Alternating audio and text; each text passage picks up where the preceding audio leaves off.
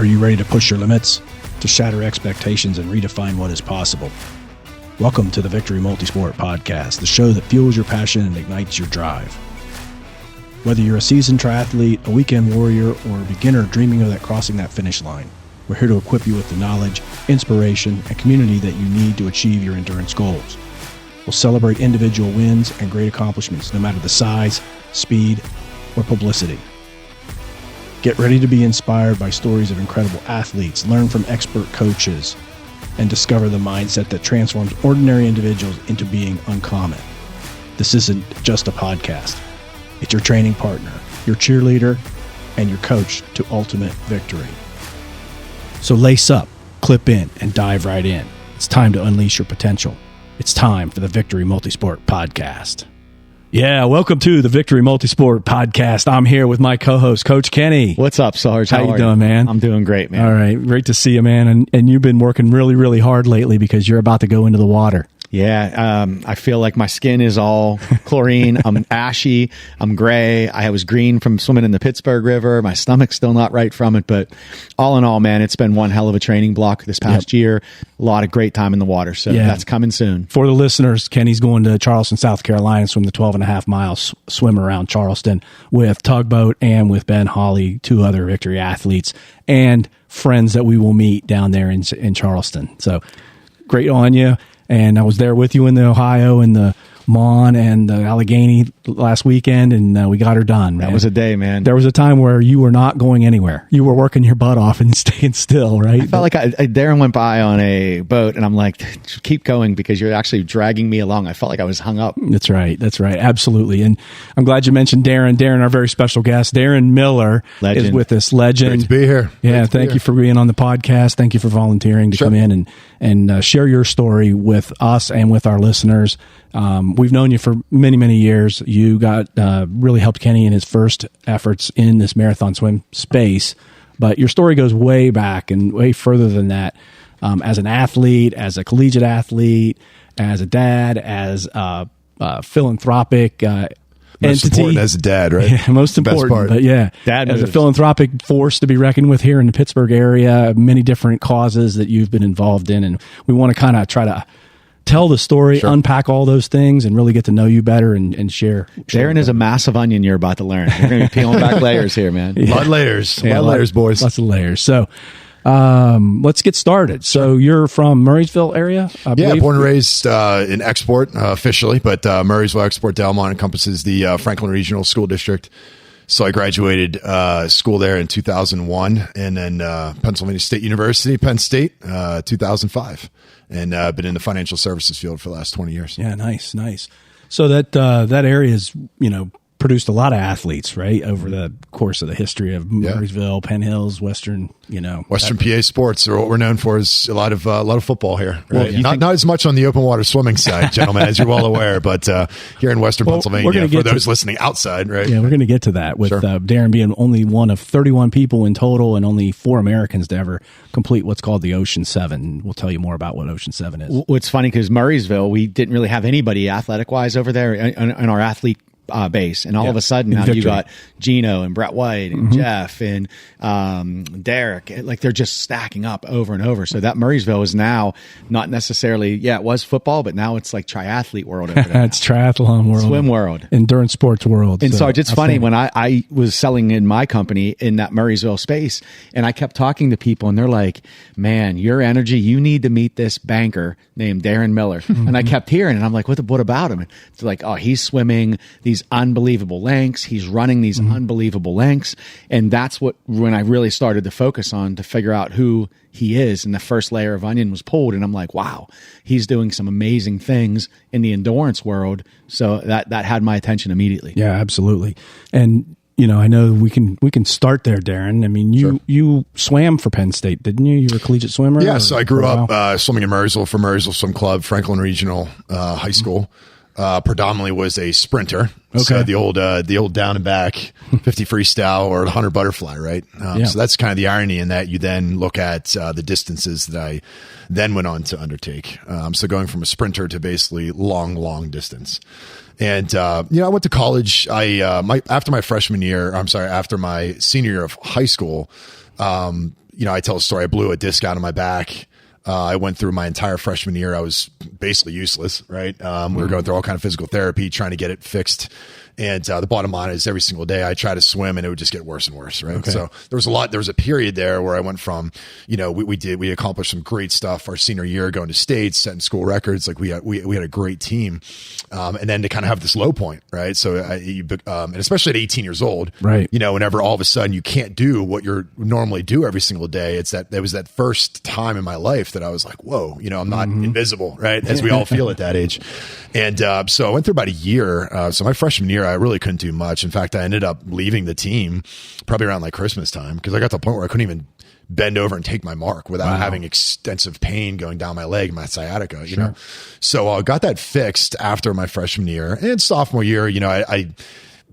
Penn State at that time was a fantastic swimming program. And I actually swam for the branch campus, the Penn State Altoona. I was following my brother's footsteps. He had gone there several years earlier. So it was a great program to be involved with. But, I never really hit my stride after high school. I had these grand ambitions of swimming for main campus, start maybe at the Altoona branch and swim for about 2 years and then try to make the main campus team, right?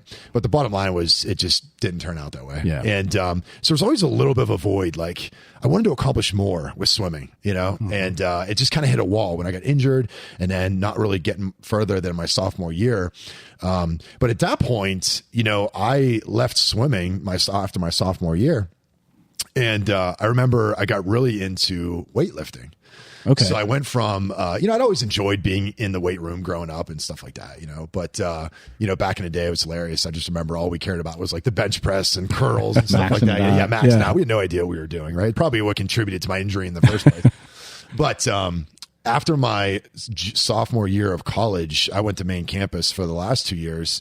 But during that time, I went from probably being about 180, 190 pounds up to about 265. And I remember steadily just getting bigger and bigger, stronger and stronger, just lifting with a group of guys. And, the goal every day was eat as much as you can and see what we could lift that day. And just following the old, this is before YouTube, right? Bulking, so right? Just bulking. Yeah. So I was just following what Schwarzenegger was telling me to do. You drink a dozen raw eggs in a blender. I never drank the eggs. I definitely ate the eggs. I never drank the eggs. Okay. I don't remember ever doing that. But some of that stuff, exactly, right? Yeah. The chicken breast, just pounding it, right? Yeah, I was myself, and there was another guy that played for football up there. I remember we were in one class, and we were both bringing in our coolers of chicken breasts and cans of tuna, broccoli and rice and.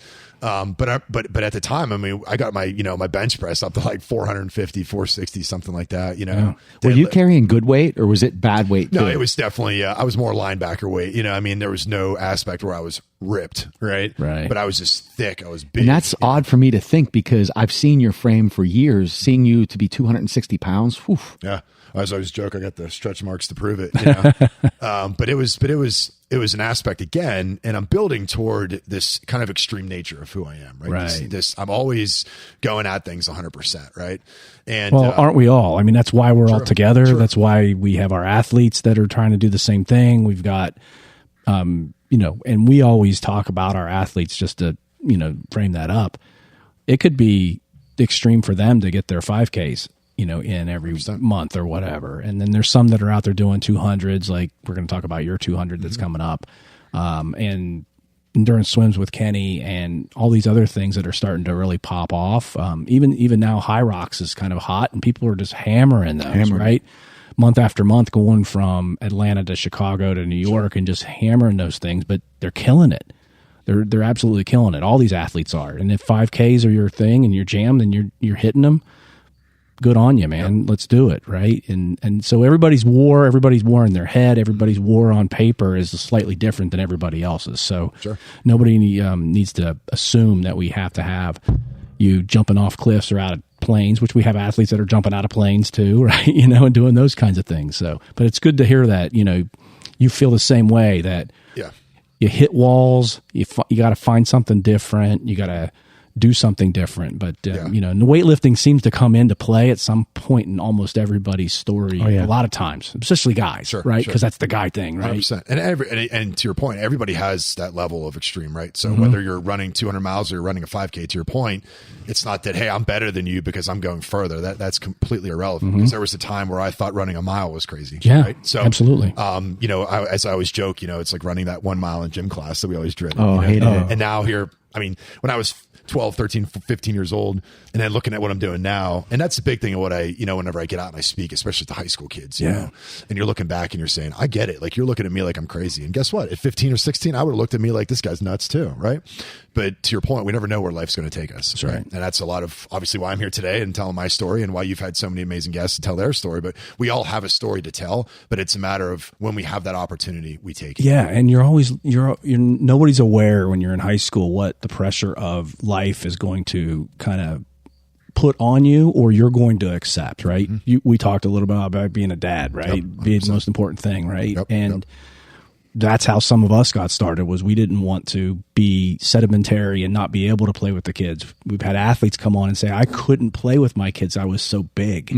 I was falling asleep if I sat on the floor to play with my kids, I'd fall asleep. That one hurt me. Yeah, I know. I felt that one. But they've changed their life. We changed our life. You changed your life, you know, accordingly because you took on those responsibilities. Life was presenting it to you. You're grabbing the brass ring of fatherhood, wanting to show a good example, wanting to be a man in a community, and you're doing all those things. But it's a good segue because to your point, whenever you're talking about, you know, for those people that are struggling right now, you know, it's like I know what it's like to be overweight. Let's call it what it is. Now, I was that way for a reason, right? I was bulking up. I wanted to bench press the house. I wanted to look like the guys in the magazine. You know what I mean? Like I was all into the strongman type stuff, right? And but at that time, I mean, I remember walking up a flight of stairs being like winded, you know? And I tell the story that, you know, when it got to a point where I got in my early 20s, I went through a tough time, you know, and I've been open about this. You know, I had some legal challenges. I mean, I was smoking a pack a day, drinking a pack a night. I made a stupid decision to drink and drive, and it cost me a lot, right? But I feel like everything happens for a reason in life, right? So when I graduated Penn State, I had on, you know, my degree was in broadcast journalism, right? I wanted to be the radio guy. I wanted to be on television. I wanted to do all these things, but I didn't realize that in order to start at a television studio, you had to have an impeccable driving record, you know, and I didn't. You know, I had a lead foot, and having made a poor decision and gotten DUI at the time, I mean, I was not able to find a job in what I wanted to do because when you're one man banding it with the camera and the microphone, you got to be able to drive the news van, right? And I think I was on probation at the time, so I mean, at the end of the day, I couldn't even find a job in what I went to school for. So it kind of started into this period of that was one aspect of it. Another aspect was I lost a few friends to drugs, to overdose, to violence. One of my good friends was murdered. I lost a family member to a childhood disease. So it culminated in my early 20s. When I graduated college, you think like, oh, you have the world at your fingers. And probably around that time and maybe a year after that, I just really struggled. Right. So again, I remember specifically being at, you know, the gym I lift at Dean's in Murrysville. And I remember like sitting up one day and just being like, what am I doing with my life? Right. And I was like, again, like 260, just not in great shape. You know, again, smoking, drinking, just living a poor lifestyle at that time. And there were a lot of things that were affecting my mental state. But I remember the thing that really changed me was, you know, I started dating someone and they were a runner. And I remember she said, hey, come up and run at the track, you know, and I'm thinking to myself, you know, what, run? Are you kidding me? You know, again, I look like I could, you know, eat the guy next to me at the gym. I was so big, but I remember going up that night and I started running and then it was like, okay, I'm feeling pretty good here. You know what I mean? Yeah. And it's like, never ran anything. You're like, yeah, I was an athlete. I mean, I played lacrosse in high school. You know, I ran obviously and stuff like that, but I never like considered you ran when you were told to exactly run when I was told to run, you know? So then I started running. And about a month later, I quit smoking cold turkey again. This extreme, like just stop doing Drop it. Yeah. And I lost, you know, I don't know, maybe like 20 pounds that first month and started limiting my drinking. And immediately I was looking for that next step. Right. And, you know, I one of my good buddies, we talked about Lucas, he was a marathon runner and I was like, that's it. I'm going to go give it a shot. I'm just going to run a marathon, you know? And I signed up for the God's Country Marathon, you know, as a man of faith. I'm like, okay, this is a good one, right? Turned out it was like 16 miles up and over a mountain. You know what I mean? It was 96 degrees like a real high in June. Like it was like a legit It was maybe only 100, 150 people that were in this marathon. It was like a legit tough man race or something, right? Well, it was up in Coudersport, Pennsylvania, Gallatin, up in Potter County. I mean, it was the middle. But I mean, it was an extreme elevation. It was extreme condition. It was probably a tougher race, marathon right? that I probably should. You weren't doing like a road race, No. flat asphalt. No one said go to Erie and do Prescott. Yeah, Go do that right. one that's in Coudersport. Yeah, the tough one. So anyway, it was like 96 degrees that day. Do the hardest one up first. and over a mountain. And, but I got a great picture of finishing that run. It took me like 4 hours and 21 minutes or something. Mm-hmm. And I remember like seeing this picture of me like coming over the finish line, just this big guy that looked like he certainly didn't deserve to be in a marathon. Right. But that was the change. That was the catalyst in my life. It was like a turning point, right? Yeah. Because it was like, it's not that I didn't believe in myself. I got it done, but it was like, whoa. And this is your early 20s, right? This is I was like 20. I was 25 at the time. okay, Yeah. mid 20s, yeah. Just And, after college, and you're kind of finding Correct. yourself. Yeah. Right? Yeah. And I remember thinking to myself, I'm like, holy man, I just ran a marathon. You know what I mean? I mean, you look like you're 26 right now. Yeah, so I you're good. appreciate that. Thank you. 40, 43, Yeah. 42. After that marathon, how many days did it take you to say, what is next? Yeah, one day. Because of your extremeness. Because it was like the next day. I remember specifically trying to come down the stairs, which every athlete We has all know experienced it. that at some Yeah. point. It's like you look down the stairs, like, oh, this is going to hurt, right? You're walking down sideways or up backwards. Sideways is the way I went down. But I think it was maybe that day or the day after. I was like, all right, what's next? Because again, I just accomplished something.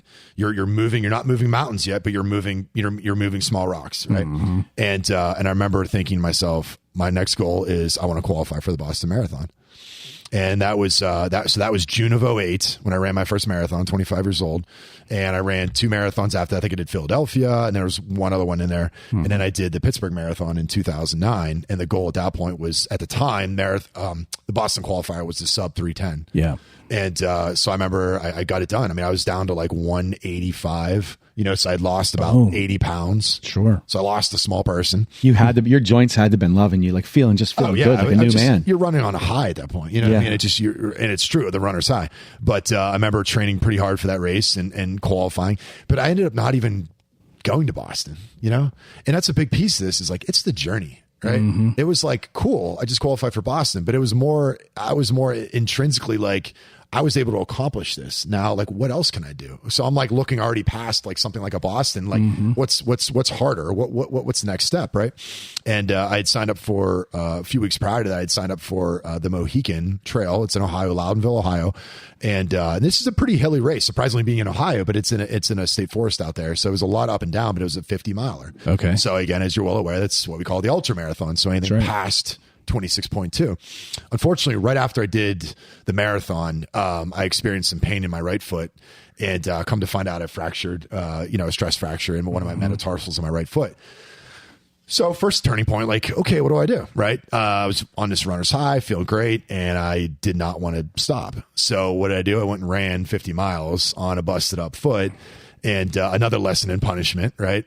And so at that point, I was stuck in a walking boot after I finished that race. I'd signed up for the Burning River. You're lucky you were just in a walking boot at that point. Yeah. Because I remember my surgeon being, or not my surgeon, my orthopedic was like, you realize you could literally like break your foot. You know what I mean? If you put that much stress after that, 10 hours of running. So I think it took me like 9 hours and 15 minutes or something to do that ultra that day. But when I got back, I remember specifically having my foot in like an ice bath. It was so painful. Right. Yeah. So right around then it was kind of like that. All right, now what? Again, I came to that point, and I'm not sure where I came about reading this, but there was a book by Lynn Cox called Swimming to Antarctica, and it's a fantastic book, and it highlights the life of Lynn Cox, who's still with us today, doing great. But back in the 70s and 80s, I was very taken back by her story about how she had swam all over the world when she was in her 15, 16 years old. And it had these really just crazy audacious goals to swim these different places. And one of them was swimming between Big Domiad and Little Domiad. And I apologize if I'm butchering that, but it's basically between the Aleutians and Soviet Union at the time in 1987. But she had dreamed this up when she was much younger. It just took a lot of time. And as we can imagine, long before social media, making phone calls or even writing letters, I'm pretty sure that's what she had to do, to obtain permission to be able to do this. And, but it was very profound. I remember reading that chapter, and when she eventually was invited and able to do it, she swam between these islands. Again, Speedo cap and goggles. There are standard swimming costume for females, like no wetsuits. This water was, when I remember reading a book, I'm pretty sure it was like near freezing. Right. Right. And, she had done this swim. It was roughly like 2 kilometers or something like that. that, but just crazy swim, right? And but it was mentioned during a peace treaty between Gorbachev and Bush Sr., which I found again, it's almost like swimming helped change the course of the world, right? It was at least ingrained in the history, right? Because it was brought up. It wasn't the reason that they were having the treaty, but just the fact that they mentioned her was really cool. It probably created a moment of common ground between two, what you would say, enemies at the time, right? At least countries were enemies, maybe the individuals. Sure. After the Cold War, I mean, there was a lot going on in the world at that time.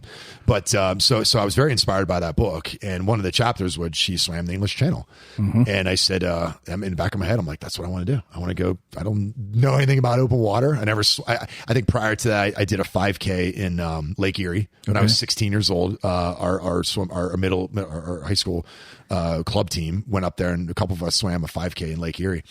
And so that was my only real experience with anything open water. I never swam in the ocean. I didn't grow up swimming in the ocean. I didn't grow up swimming other than really a pool. And so I was out with a friend of mine, Kathy Cartieri-Mel. We worked together at PNC, and she had lost her father to an open heart condition, and she wanted to do something to honor his memory. And I remember where we were at, and I just blurted out, like, how about you sponsor my trip to go swim the English Channel, and we'll raise money in honor of your dad. And we were both like, yeah, let's do it, getting all excited. And then you're like, wait a minute, I have to be the one to swim it. Like, damn it, I got to swim 21 miles of open ocean in freezing water. How am I going to do this? Yeah. And so, we signed up.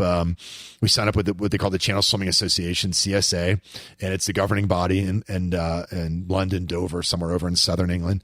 And you had to you pay the registration fee, and then you basically have to prove that you can swim 6 hours in under 60-degree water. You book the pilot, which 15, 16 years ago versus today, the fact that I booked a pilot in October of 2009 for a July 2010 swim, only about 10 months, I had to prepare to swim the English Channel. Again, not really having any idea what I was up against. And I remember going to Keystone Lake, where it was predominantly where I would train open water. Out in Derry, Pennsylvania, out in Westmoreland County. And I remember going out to that day, and I think the water was maybe 57, 58 degrees. It was in October. And I remember I had my two buddies in a kayak, and my other buddy had a camera, and we're like, all right, let's do this, And because you had to like sign off that you had done this, sure, completed. And I remember going out that day, and I got to about waist deep.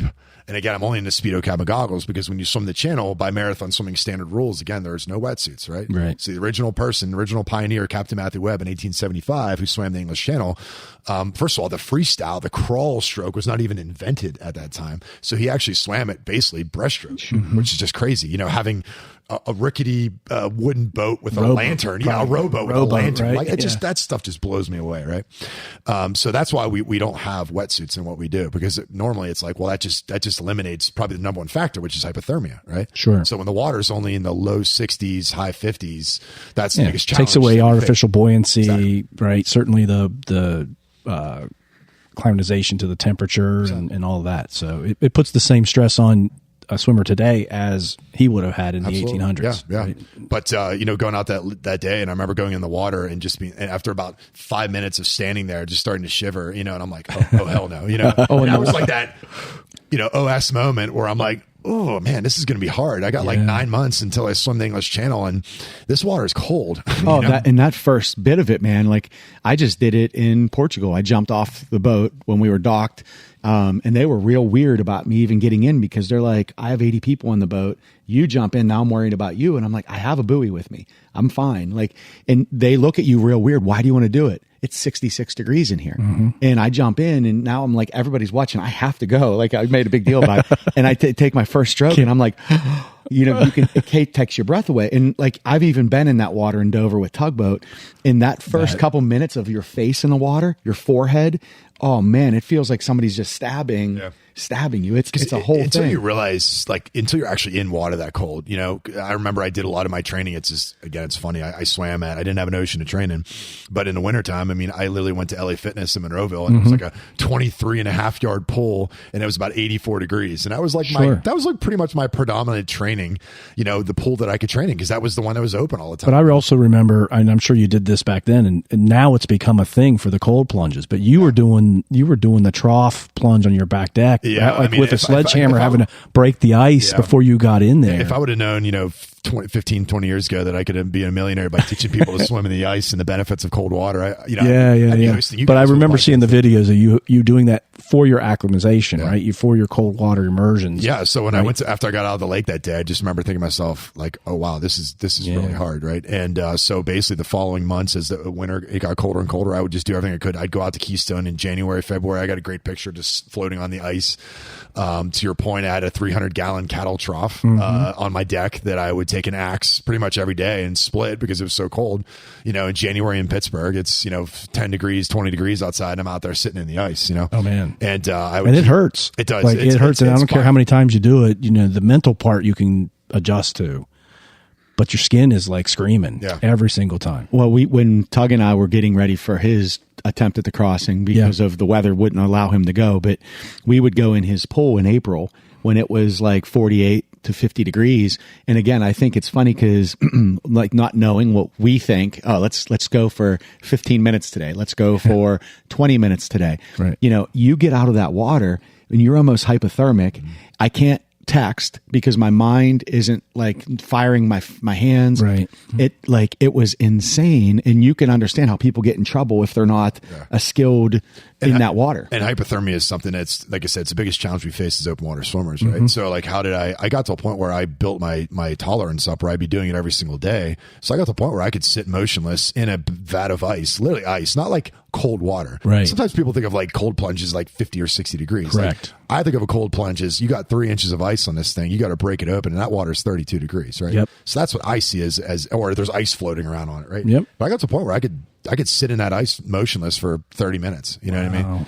And a lot of it was taking cold showers, keeping my house nice and cold, shoveling the driveway in my flip flops, doing anything I could do to get used to the cold. Right.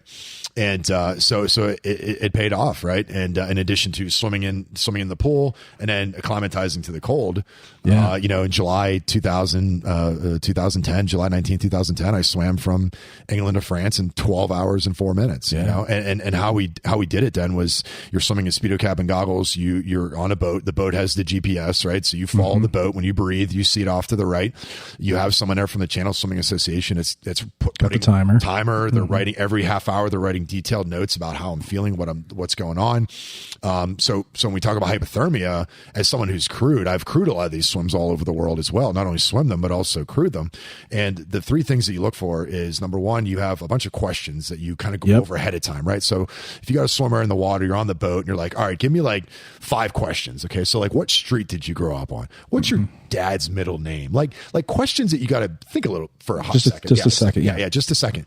But you wouldn't believe in a lot of these swims I've been on, when I've had swimmers that have gone hypothermic, you would be like, what street did you grow up on? They're like, just dumb. They can't no come idea, up with it. Right? So not dumb in that sense, but just they can't think, right? They can't access the brain. Sure. For sure. The other aspect is you have what's called the claw, the hand, as you're swimming, eventually goes from, your normal pull to all of a sudden everything just starts kind of spreading, and you're losing your sensory motor skills to hold your you hand. Can't keep your fingers together. Hence, they couldn't text. Yeah. So like you get these swimmers, they're literally like their fingers are completely spread out. So that's another way. And then the final way is like your stroke count, right? So like me, I would typically be like high 50s, low 60s, let's call it like 60, let's just say 60 strokes a minute. If you're dropping below 10% off that, if you're like 55, 53, okay. But if you get below, let's say 50, it's like that person's, again, cognitively starting to fail. And to your point, how serious it is. And again, I've been a part of a few of these swims, one in particular where, that person was, there was nobody home. Right. And that's something I haven't really talked a whole lot about that swim and that person. And again, she's fantastic, but I don't really talk a whole lot about it, and that's fine. But I remember distinctly talking to this person, and you're in the middle of this channel and there's just nobody home. You're like, swim that way. And they're like, and they just go a completely different way. And that was very traumatizing. And there was a whole lot. And then as the crew, You have to call the ball, yeah, right? You're the one that's you got to call them out. You got to pull them out, and so there was you're gonna have to deal with as they start to wake up the emotional 100%. waterfalls and the ups and downs. So they finished the swim, but it was like the jellyfish that got them really bad, and they're shutting their body down, and the cold, the hypothermia, and there was just a whole bunch of things that happened on the swim. But anyway, what I'm getting at is just like seeing this thing firsthand. I've never been in a thank God I've never been in a hypothermic state. I've never been that bad. When I would go to Keystone by myself in the winter and jump in the water for extended periods of time, I'd be driving home just shaking uncontrollably. So I know you were close. Like mild hypothermia. Yeah, you were close. Maybe I'm not a doctor. Early onset, right? So but I trained myself really hard for that swim, and then when you're swimming there, and so the English Channel, you get on the boat in Dover Harbor, you go over to Shakespeare Beach, Sapphire Hoe, and you start from there. As you jump off the boat, you swim in, you climb out of the water, and at that point the horn gets blown from the boat, and that's basically their signal to start. So you have to start out of the water, clearing the water line, right? So if there's like waves coming in, you got to be back behind that, and the whole purpose is that you are 100% out of the water. And then when the boat horn goes, you wave your hand and you start walking in, and there is from that point until you reach the other side in France, and then climb out and exit the water line on the French side. Usually 50% of the time people finish on rocks. I finished on giant boulders, so I climbed out. Sometimes there is a beach that you can clear, but that is the start and the finish. In the middle, again, as I had said, you as a swimmer, and you guys know this, when your head's in the water, you don't know, you can't see anything. You know what I mean? I have no idea if I'm a mile or if I'm 10 miles from France. I have no idea. And when you're getting to the other, that's the big difference between that and like ultra running, you know what I mean? But when you're swimming the other side, you're so reliant on your crew, and it's such a huge aspect of who you are and what you do. And, how you're compartmentalizing and how you're breaking down the swim. I would always break it into like quarters, here's how I want to feel after 3 hours, after 6, after 9, what am I eating? Every half hour you're being fed on the end of a bottle, and like a bottle, like a shaker bottle, they'll throw it out to you on the end of a ski rope with a little flotation device. You grab it, pop it, drink, go. You can't touch the boat. You can't touch anybody. Again, these are just very standard, very simple, but very standard rules, right? So there was always a running joke. One of my good buddies at the time, Stephen Redmond, who was the first to actually accomplish this Ocean 7. I remember him always telling me, he's like, just touch the boat, and all the pain can be done. Yeah, it's like ring the bell at the buds for the SEALs, right? Just ring the bell. It's like no, I'm not ringing the bell. Just yell mercy, and it'll all go away. Yeah. It's funny you say that. I remember the very first time in your Pittsburgh swim that you're the race director of. It's an 18.6 mile swim, very aggressive up and down, 30K. Beautiful to see the city, but I remember arguing with Ron. He wanted me to eat, and I'm like, I'll eat when I get to the point. And on the side, I see the point and the fountain's going off, and I'm like, I'll be there in like 3 minutes. It's good. Meanwhile, I was like a mile away, and I couldn't tell that, know. And he said to me at the end, he's like, "Now, would you wish?" Well, I've kayaked you for so many of these things, and we've argued every single time. Where do I turn around? Keep swimming. Shut up. I'll tell you when to turn around, right? It's up there. It's right. It's time to eat. No, I'm not going to eat. It's time to eat. Damn it. Right. It's a very emotional thing. Why is this wall still here? I'm like, it's a 3 mile wall. You've only gone 2 miles. Keep swimming. His normal response to me is, shut up, swim.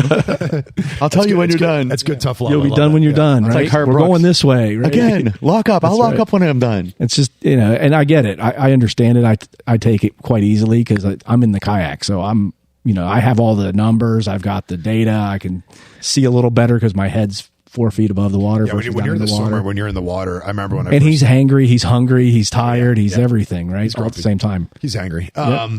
But I remember distinctly my dad would get in the kayak. I remember when I first started swimming out at the lake, and he'd follow me around, and I would always try to tell him, like, Dad, you have to guide me, or the kayaker has to guide the swimmer, right? Because again, your head's in the water, you're getting hit by waves, you're getting hit by... Well, the less you have to lift, it's just more efficient, like all those kind of things, the more you're having problems. And I remember telling you that when I did Tampa Bay in 2011 or 2010, before I swam the channel, I did the Tampa Bay Marathon. So I remember telling you, like, the first thing I remember doing is I popped my head up so many times that was just causing so much pain in my shoulder and my neck, you know what I mean?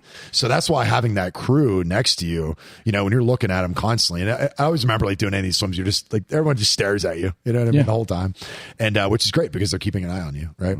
So I guess at that point, I mean, we got to France, 12 hours, 4 minutes. I mean, it was one of those moments. I remember we started early in the morning, 4:04 in the morning, finished at 4:08 p.m., and, but I remember distinctly about a mile off the coast looking back, and I could see the white cliffs of Dover, and you could see this beautiful rising sun, and just like, man, how did I get here? It's absolutely, that's right. So beautiful, So you climb up on the boulder. At what point do you say what's next? Yeah, no, I mean, at that point, it still just feels so surreal when you finish something like that and you get to the other side because you think about the history. You know, I'm a huge fan of just these people who did exploration, 100 years ago, 150 years ago, well, there was no guarantee they'd come home. They had no GPS. Maybe they had a compass. They're taking a wooden ship around the world. I mean, that's the kind of stuff where it's like, I'm just blown away by how people used to do it back then. But that's also why I love the sport because it's so simple.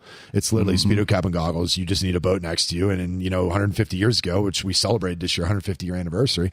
But when you think about how they did it, it was very basic, right? And that's just simple exploration, which I love. Hey, Darren, before we go into your next phase of what was next, you being a sprinter in the water, how hard was that to translate to 25-yard, 50-yard, 21 miles? And the reason I say that, Darren coached me for a good period of time, and I wanted to fight every time he gave me the power hour. And it was love the power hour. 25-yard swim on 30 seconds for 1 hour straight. Right. Speed. And I hated it that morning going into the water. As soon as I was on my last 3 or 4, I'm like, I get it. And now I know why he's doing this. Yeah, it's a lot of, I remember distinctly doing, I'd swum 24 hours in the pool for a fundraiser. And again, I'll just go with that being said. This was all to benefit the Children's Hospital of Pittsburgh. I don't think I mentioned that earlier, but, my friend Kathy and I started this fund to benefit the infant cardiothoracic ward at the Children's Hospital. So all of these adventures always have some type of proponent. I know you mentioned that in your intro. So absolutely. There's always, I'm glad you're bringing it up. If I'm going to be putting myself in this pain cave and waking up at 4:00 to swim in the ice flows or, to do all these things or to push yourself through 12 hours in a pool, which some people, and again, I agree. I look back on, my God, it was terrible, or I did 24 hours in a pool, as a fundraiser for our Forever Fund that benefits infant cardiothoracic ward at the hospital. So there's always a why behind why we're doing this. So that's a huge piece of to help answer that question, because that's what made me think of it, was the reason why we're doing this, right? I can't imagine, and again, I'm not trying to judge anybody, right? But it's like, if you're going to be doing these absolutely crazy events, why not do them to help something, to benefit, to raise awareness, to do something for a cause? Because, when you're out doing an 8-hour swim and you're freezing cold, or a 12-hour swim and you're just freezing, I can't imagine, there were just so many things that I visualized and how I got through those things. And we can certainly talk about that, but it's the why behind what we were able to accomplish is what got me through all those points. So to your question, how did you go from swimming 22 seconds in a 50 freestyle, or as I was joking with my parents, you sat for 8 hours and watched the swimming and I'd swim for 22 seconds, or maybe 44 if I went to finals, Right. If I went big that day, 44. Yeah, exactly. Yeah. Right. And now you get to sit on a boat and watch me for 22 miles. Right. So it was absolutely a transition. But remember, years prior to that, I was already swimming or running, you know what I mean? So I was pushing myself. So you had that mental. Yeah, the mental stamina, but it was the challenge, right? Yeah. And I realized that in order to raise money, like, you got to do something crazy. Yeah. People, again, to our point, running a 5K, a half marathon, fantastic, awesome. Whatever you got to do to get started, and whatever your happy place is, like, by all means, stay there and roll with it. For people like myself, I realized that in my head, I'm like, in order for people to open their wallet, like, I want to tell stories about swimming in the ice flows, swimming with great whites. Like, this is what it's going to take to raise significant money. And we have, and in 16 years, we've raised hundreds of thousands of dollars for the Children's Hospital, but it's, at the end of the day, the accolades mean nothing to me. The world records, the this, the that, it's irrelevant to me, because ultimately, to your initial point about being a father, how are you setting the example, right? And at the time, I wasn't a father, but now it's so much even more powerful, because the money that we raised and how we help these families, and I could tell stories and I'll just start bawling like a little kid, because, when you're talking about these challenges and people say, oh my, how do you do that?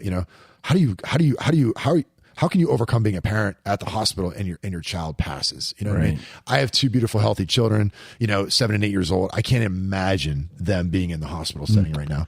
And it's easy to swim 24 hours when you think easy to swim 24 hours. Right now, I'm getting goosebumps. Like, when you think of but you were built this way. You're wired that way, right? And many of our athletes, we're wired that way. I know we did a newsletter article 6 months ago, I believe, and we, it was hard to put all the logos on the newsletter about the charities and the causes that the team's been on, that we've been on personally before Victory, when we were just on our own doing things, all the things that were close to us, all the things that are important to us. We just had athletes this year do the same thing and raise money for good causes, for things that are tight to them based on experiences, family history, things that have happened to loved ones and people they've been very close to. So it's super important. I think it's where you find strength, right? You find 100%. Strength there. Athletes find strength there.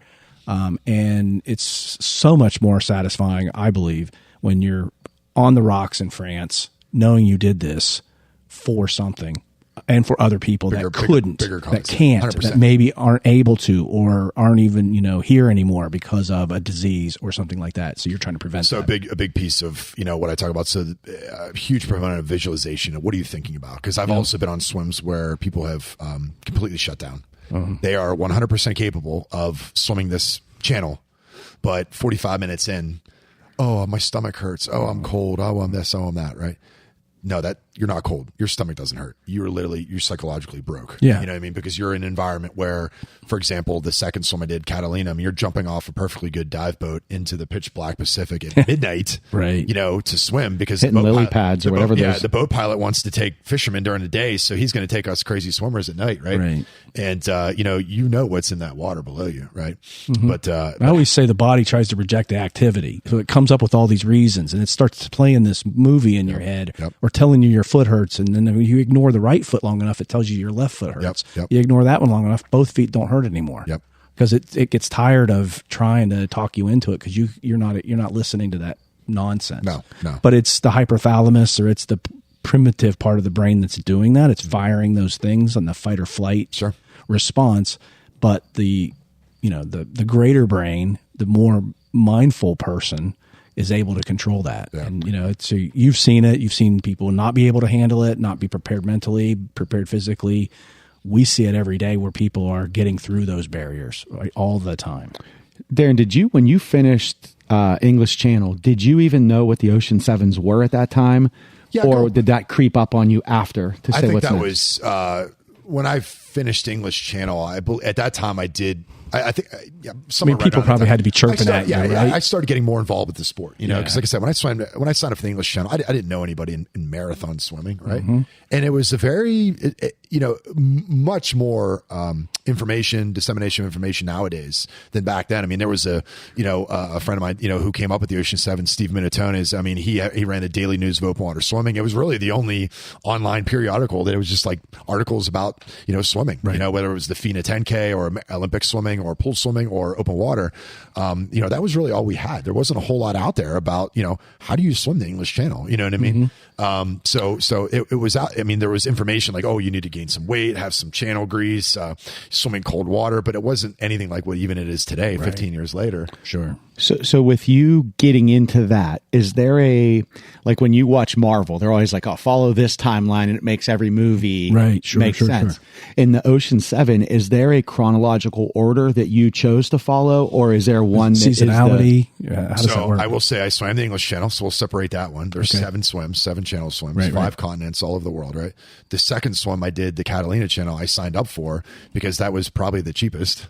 Of the 7, because it was off the coast of California. I knew I could probably do it on like a shoestring budget if I had to, right?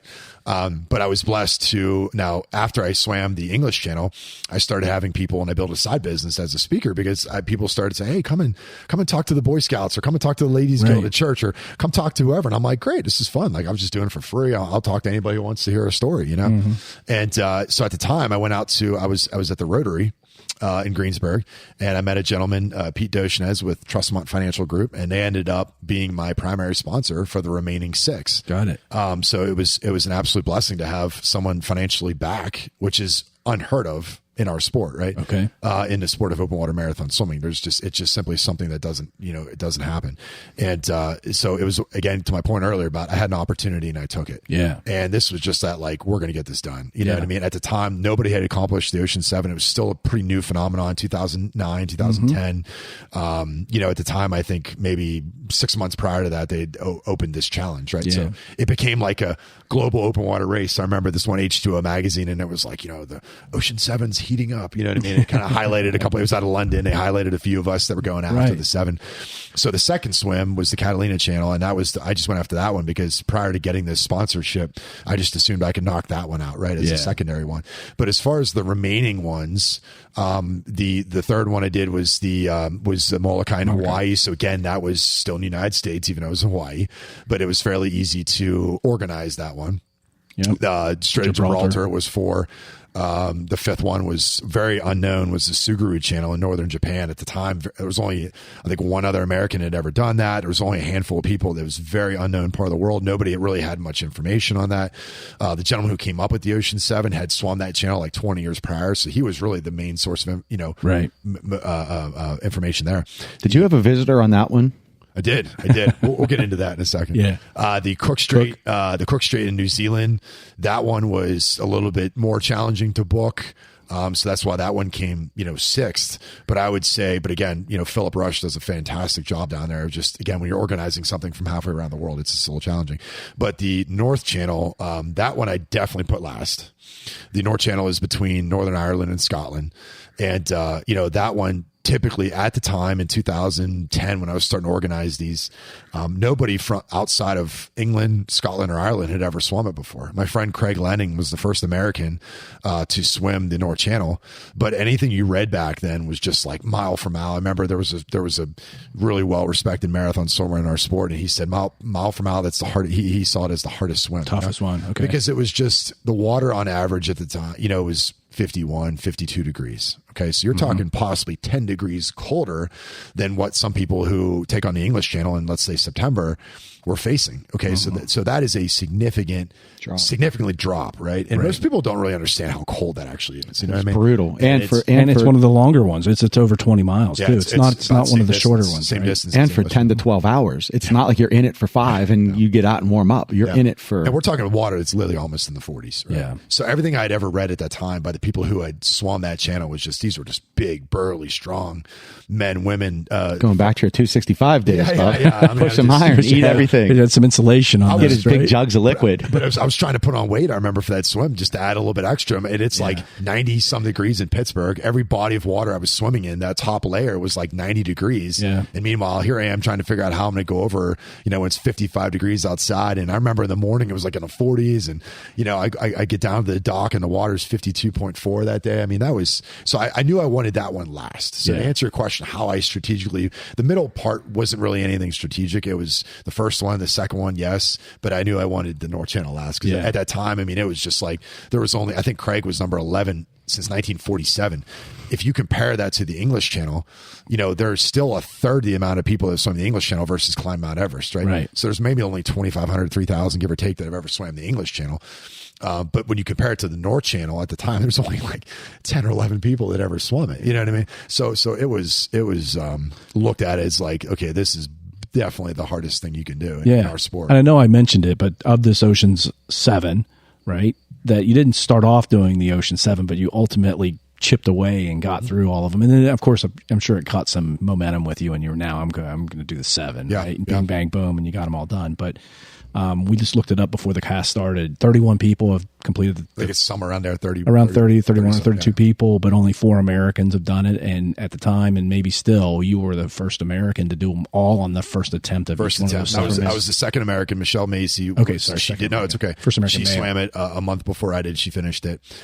So the first person was Stephen Redmond. He completed the Suguru Channel, when I was over there with him. That was really cool to watch him finish.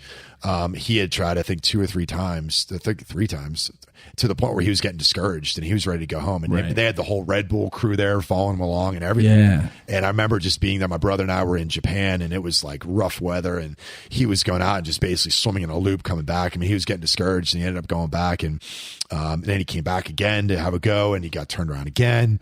And I remember he was set to leave, and they gave him an opportunity to go one more time, and that's when he finished it. And that was in July of 2012. And then the next, this first female, Anna Karen Norden out of Sweden, she finished her Ocean 7. And again, I'll have to listen for, I'm pretty sure it was the summer of 12 she did. Possibly might have been the summer of 13. I think it might have been summer 13. And then Michelle Macy was the first American overall. And then I came through and finished it. First one to do it. Well, congratulations. I mean, it's still, an accomplishment in and of itself, 7, regardless of how many attempts, but, and nothing to take away from any of those other swimmers. Nope. But, to have you here on our podcast as the first American male to complete all of them on the first go is awesome. And to know you and to have you train Kenny and to be with us on some of these adventures that we've been on, and for us to be able to swim your race here in the Ohio, the Three Rivers, it's just cool. You're a local guy. You're a Pittsburgher. You're an Inzer, whatever. I'm a basic guy. I mean, you guys know me for how many years it's now. It's cool to have it. So that's definitely a one of those things that are in a coffee table book of extreme activities, right? Ocean 7 crossing, some of these other, climbing Mount Everest, those kinds of things that are very limited on the number of people that have ever done it. I just love that, you're literally sitting with swim royalty here. I mean, I say that, but you would not know that. No. Darren's humble as can be, like you wouldn't know that unless you really started picking at him to say, hey, what about this? What about that? So one quick question. Which was the swim that you said you felt like you were just on a treadmill for hours at a time? Yeah, the hardest swim of the 7 for me was the Suguru Channel in Japan, swimming from Honshu to Hokkaido. As I'd mentioned prior to doing the swim, I mean, it's obviously in Japan. So we knew, my brother and I who went over together, we knew that once we got there, it was going to be challenging from obviously the dialect standpoint. But having Steve help organize it, we basically had a ton of emails going back and forth with people over there who spoke broken English, which was great. And we kind of had a plan in place, like, okay, you land at Narita, you go to the train, you get, but even if anyone's ever been to Tokyo, it's just I'm pretty sure it's the largest city in the world. I mean, it's just a massive city, right? Yep. And for us I remember like trying to figure out which train platform to get on. And we got on this train, and they're called Shinkansens. They're like a bullet train. They're super fast, 100 and some miles an hour. You're flying. We go all the way north. We go through Fukushima, which was crazy because that's where the nuclear reactor melted down like a year before that. And it was very ominous that day. And I was like, oh, this is kind of crazy.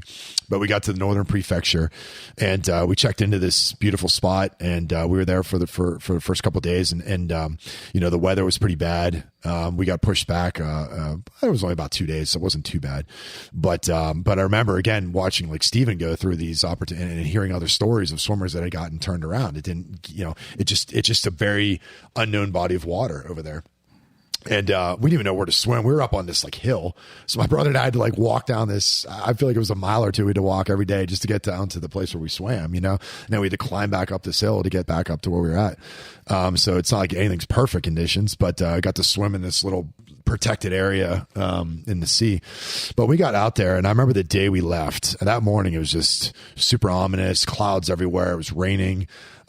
Very windy. I mean, I got videos of this, and it's still to this day like brings almost, I don't want to say nightmares, but it was a rough start. And so as I talked earlier about starting out of the water, and there was a rock. Oh, is this we cut your foot? Yeah, and I remember they told me, they're like, all right, just jump off, go over, just touch the rock and go, and I'm like, no, I got to get out of this rock. Like, I want to be out of the water line. I got to do this the right way. I don't want anyone to take a picture and be like, he didn't do that, Yeah. So I jumped in. I remember swimming over, and again, it just rough morning. And I climbed down this rock, and it was a large flat rock, circular, and I'm trying to walk down it. And I remember I slipped, and it was just super, waves are crashing everywhere. I'm trying to navigate to jump off it, and I slipped and fell. And that's when I sliced my whole forearm, my shin. I remember looking down and just seeing blood like dripping off my hand and down on my shin. And I'm looking out of this foreboding ocean, and I'm thinking, all I could think about was, you may not get another shot at this. Right. Like you're literally halfway around the world. We just invested a lot of money. I mean, the boat itself was almost $7,000, right? And I remember, and again, it's like, I had that mantra at that point. There was a lot of things I was thinking about, but I was like, I didn't know if I was going to be able to get back here. Like, all I could think about was, oh God, what if I go home and my sponsor says that's enough? You know what I mean? Yeah, cut you off. And he certainly didn't do that. He's fantastic man. But I was like, you got to go. And I remember jumping off that day, jumping into this ocean, and I'm trying to swim, and it's just white caps, right? I'm breathing to the right. It's knocking my cap off, my goggles. I'm swallowing water, breathing to the right or to the left. It's taking off my cap. The boat's shifting, being on this side, being on that side, trying everything you can to like mitigate all these things that were going on. And but I remember getting about halfway across. I was expecting about an 8-hour swim. It was only about 16 miles across. And I remember looking up, and I was nowhere near Hokkaido, And I remember getting close to the boat because they wanted to keep me close to the boat. It was, it was pretty rough out there. And the videos I have of just chop, just white caps everywhere trying to swim. And I remember like, how far am I? They're like 5 miles, and it's like 9 hours, 10 hours. How far am I? 5 miles, 11 hours. How far am I? 5 miles. Like, I just was not getting any closer, And I was basically trying to swim north, and Mother Nature's pushing me west, and there's nothing I can do about it, you know? Right. And so that was your point of swimming on a treadmill, and it's like hour after hour after hour. Eventually, it's like, just keep swimming. Don't worry about it. Just give it everything you had. And it's getting dark, right? And the water is, the temperature historically off Hokkaido, the water temperature dropped. I think it got down to about 57 that day. And 58, something like that. But after you're swimming for like 9, 10, 11, 12, 13 hours, like it's getting cold. And then I had this mantra in my head, like, I don't care what happens, you know? And then about 13 and a half hours, a large shark swam right below me. And you know, at that point, I'm like, I don't care what happens. You know what I mean? Like, I just want to get this damn thing done.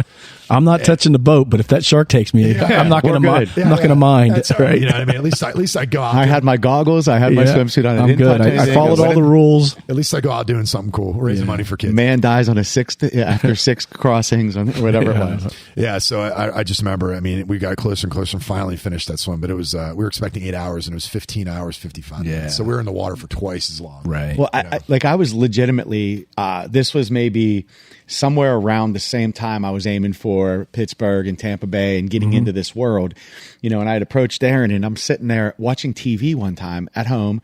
I think I just swam or something. And all of a sudden I see this show, like the gnarliest things, or I can't remember the name of it. It was the Weather Channel, and the series was called I believe it's the most extreme weather adventurer or something. Correct. Or weather adventurers. And I see, like, I'm watching it, and it's like number 3, Darren Miller, or 2, whatever it was. And I'm like, wait a minute, am I dreaming? Like, this is ridiculous.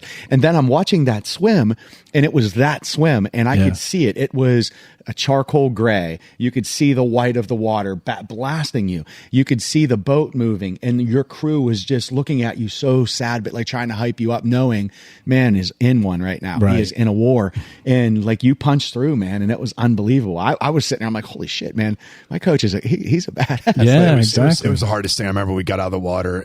There's a video of me like they're like putting every towel they had on me. Like I was definitely cold. Sure, I'm still bleeding, you know. And I got out the other side, so I'm like, you know, it was rough. And I remember my tongue being completely swollen from the salt water.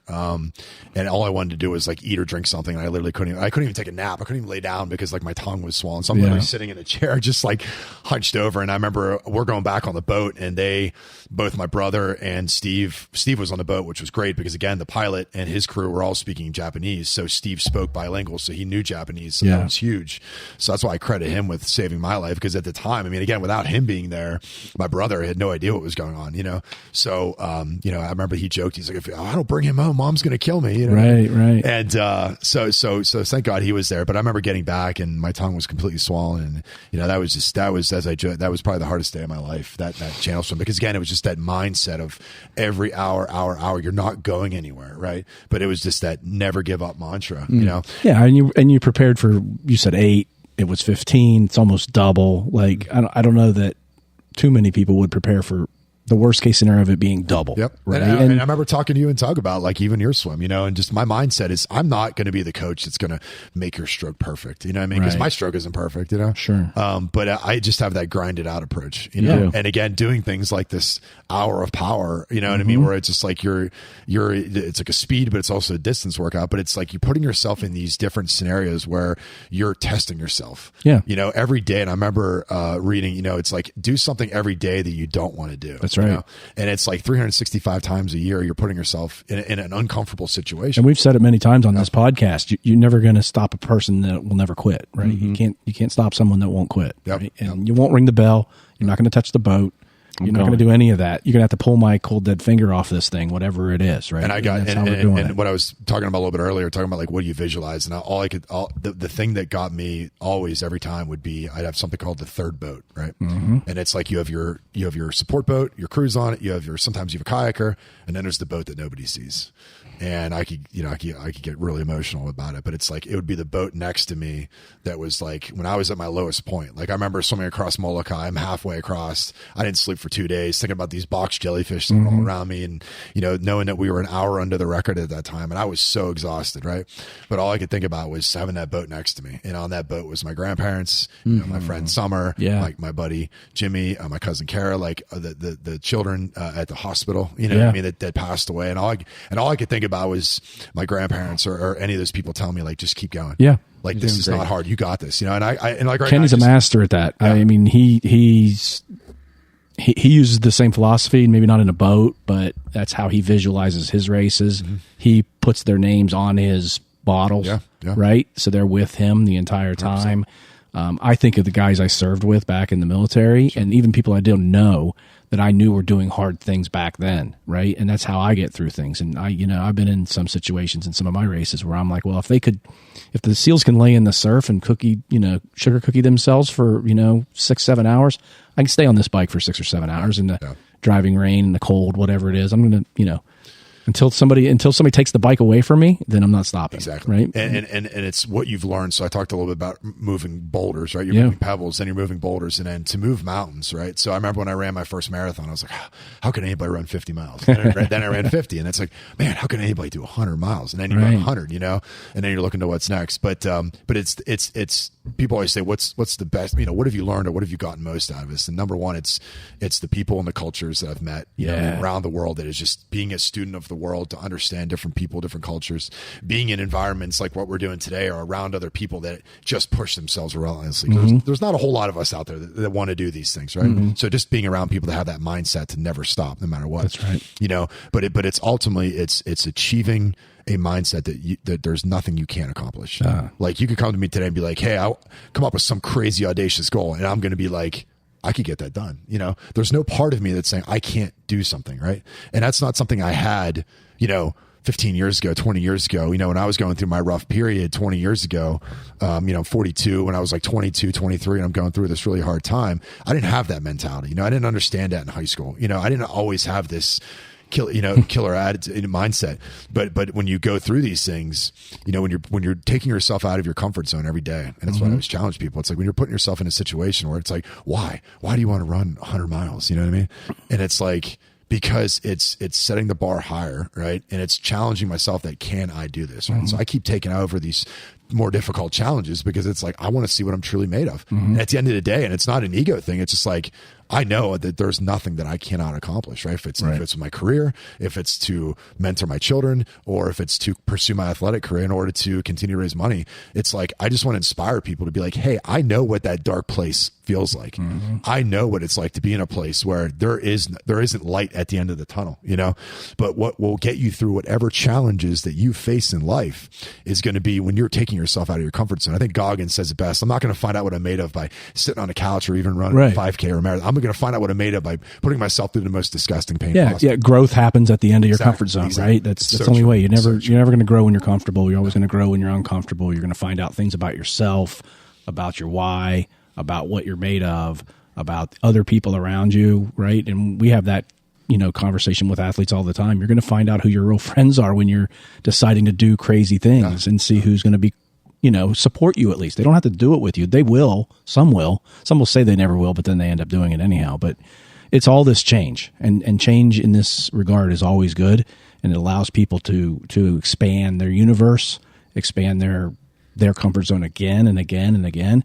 And, it really, really works. So, so Ocean 7, you're the man, right? You've done it. We appreciate you on that. Sarge wrote, find him a new sponsor, Ocean's 14. I don't know if that means a double back and forth. There's always plenty of other swims. I'm making notes on what we're going to title this podcast. I already got a couple ideas. So it's Darren just leaked it that he ran 100 miles. I know. He was talking about 50, talking about 100, right? So what's next, Darren? So after I completed the Ocean 7, that was August of 2013, right? And, at that time, I realized, this was a very expensive hobby to do marathon swimming. As I'd mentioned before, having basically every dollar that we brought in, or that was put into the cost, we raised 4 to 5. Right. Okay. So, I mean, that was the benefit, because some people say like, well, you paid 70, 80 grand for this journey. Why not just give that back? Well, that's fine. But because of this journey, we were able to raise several $100,000. Right? Correct. So that's the first thing I like to point out, right? That's your banker mind coming to your financial mind.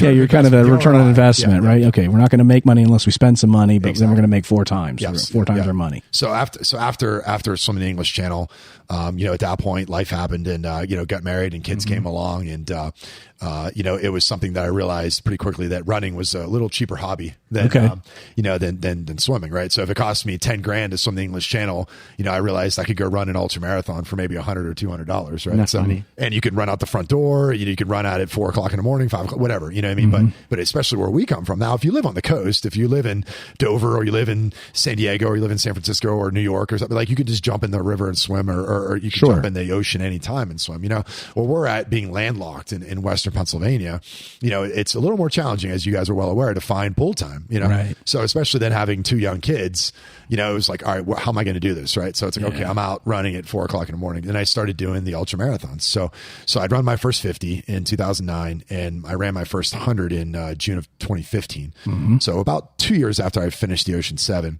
I went after my first 100-miler. And then since then I've run, I don't know, maybe like a dozen 100-milers. And some of those being very difficult. Probably the hardest one I completed was in Ouray, Colorado, in San Juan's, a race that has about 10,000 more elevation, more altitude than actually even the Hard Rock 100. So this run in Ouray was 102 miles, and it was about 44,000 feet of climbing at elevation, right? So that was a straight sufferfest. That was probably the farthest I went. I made a very poor decision and did not take my gaiters for my feet and did not wear them, and I got a lot of rocks and sand in my feet, and I had some really serious foot problems throughout that race, but I got it done, right? Now it was about 46 and a half hours straight. So that was about the furthest I'd ever gone. Sure. Without rest. Now, I've been interviewed before about like the differences between marathon swimming and ultra running, and pardon all my ultra running friends, but marathon swimming is in my opinion much more difficult, right? Okay. Because you can't. If you go into a hypothermic state, there's no coming back from that, right? And you can't stop and relax, okay? When you're doing, you don't have an aid station every 20 miles. Exactly, somebody checking your feet, right, exactly, to make sure you're not blistered up too bad, or at least giving you fresh socks, right? Sure, You're getting a sock or change. just to have a nice conversation with your spouse. Eat a bowl of rice or whatever your preferred fuel is. When you're swimming in the North Channel, I mean, you got earplugs in. All you hear is splash, splash, splash for 12 hours. You know what I mean? Versus, Earplugs so he doesn't blow his eardrums because it's so cold. Well, it causes vertigo, right? The water can cause. You lose a lot of heat through your exactly. ears. Yeah. So you have the earplugs in. So like marathon swimming is a very you're alone in your head for a long period of time, right? Right. So you better be very comfortable in that situation. Sure. But when you're running an ultra marathon, if you're running a 100-mile race, you have aid stations every 6, 8, 10 miles. You could see your spouse, you could see your kid, you can see your running buddy. You could give a high five, you can give a hug. If you're cold, you can put on a jacket and sit underneath a blanket in a nice warm aid station, right? You can't do that in marathon swimming. So that's just a quick and dirty. Complexities are different. It makes it more difficult. I mean, again, it's not that ultras are not difficult; they are exceptionally difficult. Yeah. But from that standpoint, after doing these 100-mile races, the goal was to, where can I take it from there? And to me, there's always in life, there's always what's next. And so for the last, let's call it 10 years, I've been running these ultra marathons and here and there. And I got injured for about a 2-year period. Year and a half, probably about the time that you were training for your swim. I think I fractured my tibia. I wasn't able to really do much of anything for about a year or so, year and a half. And that was really difficult, to overcome those things. But other than that, doing those races and the goal now is to say, what can we accomplish? What's the next step? So I have a second and a third grader who, they love to follow me on these adventures and little eyes are watching, man. God bless my kids, man. I love it. I did the Laurel Highlands race last summer. And I remember it was about 46 miles in, and it was hot, and I made a mistake of running on my treadmill in my nice air-conditioned basement way too much, And I got about halfway through that race, and I remember just having some little bit of heat exhaustion going on. And I remember my daughter coming out to me, and she said, "Dad, it's only 70 miles. You'll be fine." Yeah. Come on. It's only. So to me, I find that as, again, I'll pat myself on the dad back for a hot second where it's like, I love the fact that my daughter in first, second grade knew that 70 miles was a short distance. You know what I mean? So that's what I love. And that you have that. Exactly. Yeah. And being, having those kids witnessing everything I do, the goal now is to say, where can I push myself? And so coming into what's next, and I'm calling it Project 1018. So, my heroes growing up were my grandparents, my grandmother, my grandfather passed when I was young. Didn't really know him that well, but my grandparents had love for God, their community, and for everyone around them to inspire and motivate them, and through giving back how they could. Right. So my grandparents, middle school education, working in the mines, railroading as a secretary. They didn't have a whole lot, right? But what I learned from their example and what I see as success in life is that despite not having anything, it's the fact that, they walk to church every day holding each other's hands, right? They put my mom and my aunt through college, which is incredibly powerful. But they didn't even have a car. I don't even think they even had a license to drive, you know what I mean? But they had this giant garden that they would take what they needed and they would give to their neighbors, right, what they didn't need.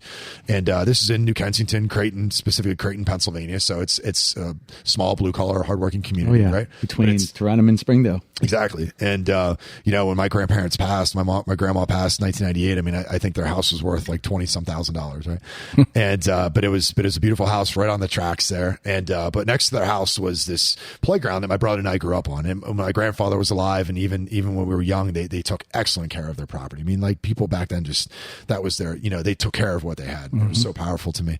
And, I remember this beautiful garden, and it was very well manicured down by the creek, as we call them here in Pittsburgh. And, there's this beautiful playground my brother and I and all our cousins and the local kids would play on. But that playground now, 20 some years later, almost 30 years later, is, it's pretty much fallen into disrepair.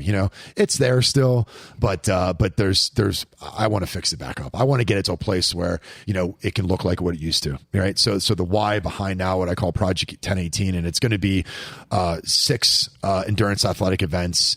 It's 591 miles total between now and the end of in the end of August of next year. So in a month from now, which I'm really excited to talk about, I'm going after the Moab 240. Hey, the Moab 240 is a 240 mile off trail run in Moab, Utah, in the Canyonlands and Arches National Park. It's run on national forest land. It's a beautiful area, but again, just totally taking it to the next level. Mm-hmm. And so to me, this is almost 2.5 times further than I've ever gone before. You have aid stations, of course, throughout. You have sleep stations. You're getting very, very limited sleep. People that do these usually get maybe 5 or 10 minutes of sleep, maybe a half hour, an hour here or there. Mm-hmm. But ultimately, you're going 3, 4, even 5 days almost with very minimal sleep, right? Mm-hmm. So you're pushing yourself nonstop. So I'm very excited to go after this next month to help raise money to rebuild this playground. And after that, we're going after a 100-mile run in Southern California. This is a brand new route. When I lived in Palm Springs for 3 years, there's an area in the high desert called Pioneer Town. We're starting the race there, running up and over toward Big Bear, down over San Gorgonio Peak at 11,500 feet, going all the way to the desert floor and climbing back up and over San Jacinto, which is at 10.5. So it's the only place that I'm aware of, and I think of in the entire lower 48, where you're literally going from almost sea level to 10,000 feet. Right? Sure. So this is going to be, I think it's about 22,000 feet a gain or 23,000 feet. Right. So this route's about 113 miles that we're going after, finishing in Idlewild. So it's these were the mountains that when I was going through some challenging times and when I lived out there, that just really saved me. Right. Mm-hmm. So I'm really excited to go after this with some friends. I am looking to try to qualify. I'm trying to see if I could beat my PR for the Pittsburgh Marathon this year. That'll be the next step at 26.2. But my marathon PR at this point in Pittsburgh was 2:56. So I'm going to see if I can beat my time from 15 years ago. That'll be a pretty solid challenge. Right after that, I hope to be getting into the Western States 100. So the Western States 100 I've been trying to get into now for close to a decade. I have 64 tickets in the lottery. For those of you who don't know about it, it's basically the Boston Marathon of ultra running. Yeah. Extremely competitive race, Squaw Valley, California, to Auburn. It's a beautiful, beautiful trail. But I've been trying to get into that for quite some time now. So I'm keeping my fingers crossed. Hopefully we'll get into that. But the speed work going into that's why I'm looking at Pittsburgh, right? And then getting into Western States. And then hopefully right after Western States, I'm going to go, my plan is to go to Leadville, Colorado and go after what's called the Nolan's 14. This is a off-road, we'll just call it an off-trail challenge that is the entire Saguache Range in central Colorado. This is 14,000 foot peaks over a period of roughly 100 miles. Most of it is off-trail. So you're literally climbing up and over 14,000 foot peaks. And this past summer, my friends and I were out, we did a lot of scouting. So we pretty much scouted almost the entire route. But this is again, one of those challenges. It's probably right up there with the Ocean 7, where it's very few people. You get into some bouldering there where you're 100%. There's no trail, right? You're going to have to and you're coming straight down mountain peaks, climbing over, to your point, like you're running down I mean, it's rough. Yeah. And my buddy and I were out there, and you're talking extreme temperature swings. Sure. You know, at the peaks, it could be snowing. I mean, even the altitude training, right? Yeah. You know, 14,500. Coming from Pennsylvania, you know, like here we're 2,000 feet, exactly, right? So you're gonna have some oxygen deprivation effects if you're gonna have to acclimate, but still under exertion. And the goal is going to make it even tougher. And the goal is to do this under 60 hours. Sure. You have to do it. So it's called Nolan's 14. And I think since 1990, in the late 90s, I think there's only been 20 some people have ever been able to accomplish it. Okay. And so you're trying to do this entire stretch of mountains under 60 hours. Sure. So it's an extreme challenge. But so that's probably going to be the hardest challenge of all of this, is to try to, but again, banking it off of Western States, being in really great shape. It's the best shape I can be in for that 100 mile, and then having speed work with Pittsburgh. So it's all just adding up to that. And then after that one, I'd like to do a width crossing of the Lake Tahoe. So it's kind of having a little cold water swim at the end there. You know, after just to cool down, despite being in the mountains in California and Western States, which can be in the hundreds, well over 100 degrees in some of the canyons, and then to try to find a way to turn it around 6 weeks after being in Colorado and see if I can knock out, you know, a late 50s cold water swim. So these this is about a year, right? About 50 weeks. Yeah, I'm looking for this to be done in August. So right now this will be basically mid-October until August. So about 9-10 months. Of just some really difficult challenges, put them back to back to back. And to raise money, we're looking to raise roughly about $25,000. Now, obviously, that can go much lower if we're able to find someone that, hey, wants to chip in and say, hey, my paving company can. Yeah, in-kind donations can take the cash requirements away, for sure, 100%. But if we don't get any of that, we're able to raise what we can raise. We're going to rebuild this playground. Building Austin a homage to my grandparents. And provide a service to the community for years. Yep, absolutely, for years to come. And anything that we raise above and beyond that is going to go obviously right back to the Forever Fund at the Children's Hospital. So again, none of this is going to pay for anything other than how can we rebuild this playground. Understood. Well, that's amazing. So I don't know if it's quite crazy enough. I'm being very sarcastic with that comment. I would add the Tarentum 5K in there. Just throw a 5K in there. Tarentum, just a win. But be careful, because that's where you'll blow out something, and then you like ruin yourself on a 5K. My buddies always had a joke after the Ocean 7. They're like, "You're going to finish this. It's like you set world records. You did this. You did that." And he's like, "You're going to choke on a hot dog at the Pirate." Wow. And I'm like, "Hey, thanks. Appreciate it." You're going to not look the wrong. You're going to look the wrong way crossing the street and get hit by a bus by accident. Unfortunately, that famous Coke machine's going to fall on me. Oh, jeez. Godfather choking on the orange. I mean, Darren, listening to your kind of the story of how you've come to where you are today, where you're headed in the next 9 months, the challenges that you're latching onto and you're grabbing onto. The weight of responsibility that you've accepted from the world, because the world will give you everything it will ever take, right? Sure. You know, you can accept as much as you want, but you're accepting your fair share, plus you're showing your children how men are built and how people treat each other and how the world works together. And, you know, you're doing things for the community. You're doing things for unknowns, you know, people unknown to you, but you know that's still a quality thing, right?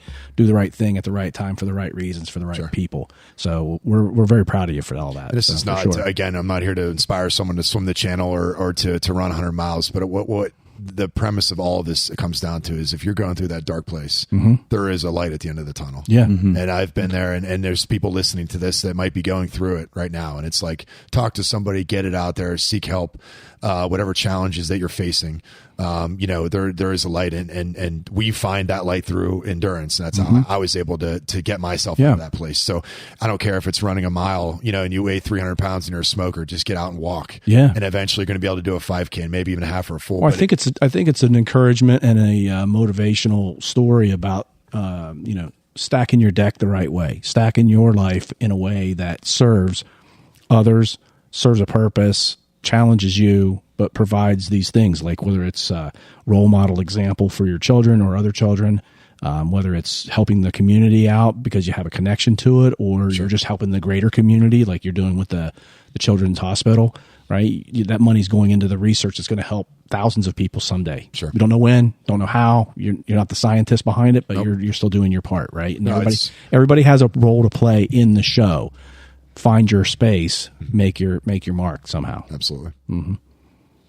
I think it's, it's, we all have a gift, right? And that's what I talk about is your passions. Whenever I speak, I mean, my favorite group is always, it's nice to be in the corporate environment and educating and working with sales teams and things of that nature. But, my favorite group is always the high school kids, what I mean? And a lot of the times I do it for nothing, right? Sure. So I get there and I say, hey, I'm not your teacher. I'm not your parent. I'm actually volunteering. I'm actually taking time off work to be here with you today. I'm going to tell you the things that nobody's going to tell you, right? And that to me it's the opportunity to how are we giving back? And Children's Hospital is certainly one thing, and any charity, right? I don't care if it's kids. I always like to give it toward kids because kids just haven't had the chance. Yeah. They haven't had the chance to live life, right? But all charities are worthwhile. But I tell you right now is I don't care if it's kindergartners or at the collegiate level, like you get me in front of students. It's something I'm very passionate about because it's like, that's an opportunity to say, what am I truly capable of? And if I've changed one of their lives that day, if you got 500 kids in an audience and one of them latch onto what you said, and later on in life, when they're going through that tough time, they're saying, you know what, if he can do it, I can do it. Hey, it's the future of the universe, right? I mean, we're all going to be gone. They're going to be here. It's their job to do what we're asking them to do today to somebody else, right? So we have to encourage and uplift and motivate and show the way and lead from the front, just like any other thing. So I definitely agree with the young people, young people aspects of that, right? And I know Kenny does it from his coaching days, his softball coaching days. He's still involved. As much as he tries to get out, they pull him back in, right? He's on the consultant line. California. He's on the consultant line, right? Check in anytime you want. You can never leave. Yeah, you can check out anytime you want. You never leave because they're always calling you like, hey, we got to make some picks. We're doing the travel team. What do you think, right? We are not doing anything, but I'll tell you who you should get, right? So just know that anything is possible when you put your mind to it. It really comes down to it because it's like, I don't care if it's a 5K, a half, whatever you're trying to accomplish, you can do it. I wrote down nothing you can't accomplish. 100%. Right? And it's so true. And it's like, I hear it all the time, like, oh, I can never do that. And we're all guilty of complaining at some point, right? Sure. But it's like, oh, I don't have time. I got to work. I got kids. Yeah. I got work. I got kids too. You know what I mean? I'm a custody father. I'm still coaching my kids' teams. I'm still there for all their practice. I'm getting them on the bus. I'm getting them off the bus. I'm working as a financial advisor all day long. I'm trying to speak. and I'm also trying to train to run 200, so it's like your margin, you're fitting everything. There's time management to say, well, like, how do you get it done? It's like, you get up at 4 a.m. You get up at 3 a.m. Like, I don't care. You're on there at treadmill till 10 o'clock, 12 o'clock. It's all a matter of how much you want to work for it. How hard are you willing to push yourself? Right. So there were days when I'm getting up and I don't want to go swim in the frozen lake at 4 o'clock in the morning, or my buddies are going out to the bar. Hey, come on out. I got to train, and it comes down to is that you have the capability of doing that. And then in return, you can take those passions and those gifts that you have and you can help others. And that's the key is you don't know who you're going to inspire through your journey. Right. Well, Darren, thank you for coming on the podcast. I really appreciate hearing your story. I think you have a voice for this type of thing, which is what you went to college for. Got a face for radio. It's you have a voice for radio. Bob Barker too, of Murrysville. We're actually on YouTube, so there'll be a link in the bio for Darren's project. 1018. So make sure you check that out. See if there's something on your heart that you'd want to support in that regard. We're going to post this out pretty fast, so please find us on Spotify, Apple, iHeartRadio, wherever you get your podcasts, and we'll talk to everybody very soon. Awesome. Thank you, guys. Thank you. Thanks, everybody. Appreciate it.